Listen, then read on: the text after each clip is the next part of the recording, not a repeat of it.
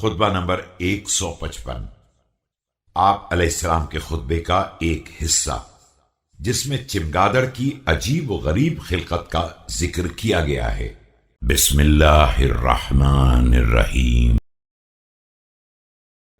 اللہ تعالیٰ کی حمد اور تنزیہ۔ الحمد لله الذي انحسرت الأوصاف عن كنه معرفته وردعت عظمته العقول فلم تجد مساغا إلى بلوغ غاية ملكوته۔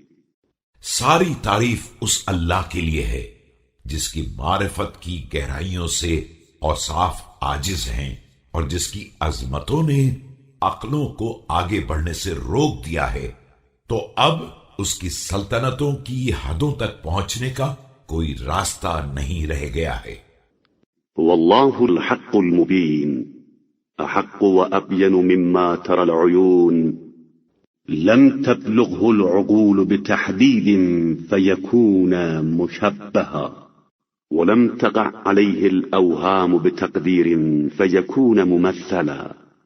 وہ خدائے برحق و آشکار ہے، اس سے زیادہ ثابت اور واضح ہے جو آنکھوں کے مشاہدے میں آ جاتا ہے۔ عقلیں اس کی حد بندی نہیں کر سکتی ہیں کہ وہ کسی کی شبیہ قرار دے دیا جائے، اور خیالات اس کا اندازہ نہیں لگا سکتے ہیں کہ وہ کسی کی مثال بنا دیا جائے۔ خلق الخلق على غير تمثيل ولا مشورة مشير ولا معونة معين، فتم خلقه بأمره وأذعن لطاعته فأجاب ولم يدافع وانقاد ولم ينازع۔ اس نے مخلوقات کو بغیر کسی نمونے اور کسی مشیر کے مشورے یا مددگار کی مدد کے بنایا ہے۔ اس کی تخلیق اس کے امر سے تکمیل ہوئی ہے اور پھر اسی کی اطاعت کے لیے سربسجود ہے۔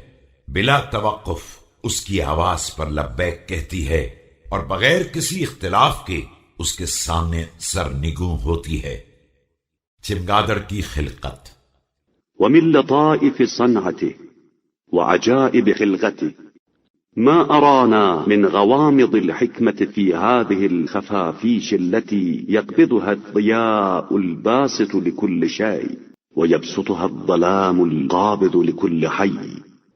اس کی لطیف ترین صنعت اور عجیب ترین خلقت کا ایک نمونہ وہ ہے جو اس نے اپنی دقیق ترین حکمت سے چمگادڑ کی تخلیق میں پیش کیا ہے کہ جسے ہر شے کو وسعت دینے والی روشنی سکیڑ دیتی ہے اور ہر زندہ کو سکیڑ دینے والی تاریکی وسعت عطا کر دیتی ہے۔ وكيف عشيت أعينها عن أن تستمد من الشمس المضيئة نورا تهتدي به في مذاهبها وتتصل بعلانية برهان الشمس إلى معارفها۔ کس طرح اس کی آنکھیں چکا چوند ہو جاتی ہیں کہ روشن آفتاب کی شعاؤں سے مدد حاصل کر کے اپنے راستے طے کر سکے اور کھلی ہوئی آفتاب کی روشنی کے ذریعے اپنی جانی منزلوں تک پہنچ سکے۔ وردعها بتلألؤ ضيائها عن المضي في سبحات إشراقها وأكنها في مكامنها عن الذهاب في بلج إطلاقها، فهي مستلة الجفون بالنهار على حداقها۔ نور آفتاب نے اپنی چمک دمک کے ذریعے اسے روشنی کے طبقات میں آگے بڑھنے سے روک دیا ہے اور روشنی کے اجالے میں آنے سے روک کر مخفی مقامات پر چھپا دیا ہے۔ دن میں اس کی پلکیں آنکھوں پر لٹک آتی ہیں۔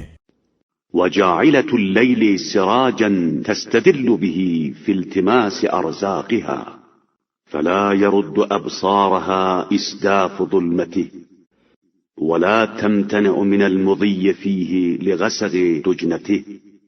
اور رات کو چراغ بنا کر وہ تلاش رزق میں نکل پڑتی ہے، اس کی نگاہوں کو رات کی تاریکی نہیں پلٹا سکتی ہے اور اس کو راستے میں آگے بڑھنے سے شدید ظلمت بھی نہیں روک سکتی ہے۔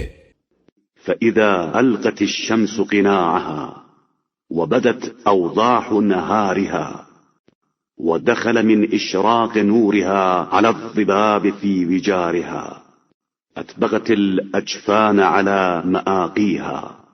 اس کے بعد جب آفتاب اپنے نقاب کو الٹ دیتا ہے اور دن کا روشن چہرہ سامنے آ جاتا ہے اور آفتاب کی کرنیں بجو کے سوراخ تک پہنچ جاتی ہیں تو اس کی پلکیں آنکھوں پر لٹک آتی ہیں. وتبلغت بما اكتسبته من المعاش في ظلم لياليها. فسبحان من جعل الليل لها نهارا ومعاشا والنهار سكنا وقرارا. اور جو کچھ رات کی تاریکیوں میں حاصل کر لیا ہے اسی پر گزارا شروع کر دیتی ہے. کیا کہنا اس معبود کا جس نے اس کے لیے رات کو دن اور وسیلہ معاش بنا دیا ہے اور دن کو وجہ سکون و قرار مقرر کر دیا ہے. وجعل لها أجنحة من لحمها تعرج بها عند الحاجة إلى الطيران كأنها شظايا الآذان غير ذوات ريش ولا قصب. اور پھر اس کے لیے ایسے گوشت کے پر بنا دیے ہیں جن کے ذریعے وقت ضرورت پرواز بھی کر سکتی ہے. گویا کہ یہ کان کی لمیں ہیں جن میں نہ پر ہیں اور نہ کریاں. إلا أنك ترى مواضع العروق بينة أعلاما لها جناحان لما يرقا فينشقا ولم يغلظا فيثقلا تطير وولدها لاصق بها لاجئ إليها. مگر اس کے باوجود تم دیکھو گے کہ رگوں کی جگہوں کے نشانات بالکل واضح ہیں اور اس کے ایسے دو پر بن گئے ہیں جو نہ اتنے باریک اور پتلے ہیں کہ پھٹ جائیں اور نہ اتنے غلیظ و دبیز ہیں کہ پرواز میں زحمت ہو. اس کی پرواز کی شان یہ ہے کہ اپنے بچے کو ساتھ لے کر سینے سے لگا کر پرواز کرتی ہے. يقع إذا وقعت ويرتفع إذا ارتفعت لا يفارقها حتى تشتد أركانه ويحمله للنهوض جناحه. جب نیچے اترتی ہے تو بچہ ساتھ ہوتا ہے اور جب اوپر اڑتی ہے تو بھی بچہ ہمراہ ہوتا ہے اور اس وقت تک اس سے الگ نہیں ہوتا ہے جب تک اس کے اعضاء مضبوط نہ ہو جائیں اور اس کے پر اس کا بوجھ اٹھانے کے قابل نہ ہو جائیں. ويعرف مذاهب عيشه ومصالح نفسه. فسبحان البارئ لكل شيء على غير مثال خلا من غيره. اور وہ اپنے رزق کے راستوں اور مصلحتوں کو خود پہچان نہ لے. پاک و بے نیاز ہے وہ ہر شے کا پیدا کرنے والا جس نے کسی ایسی مثال کا سہارا نہیں لیا جو کسی دوسرے سے حاصل کی گئی ہو.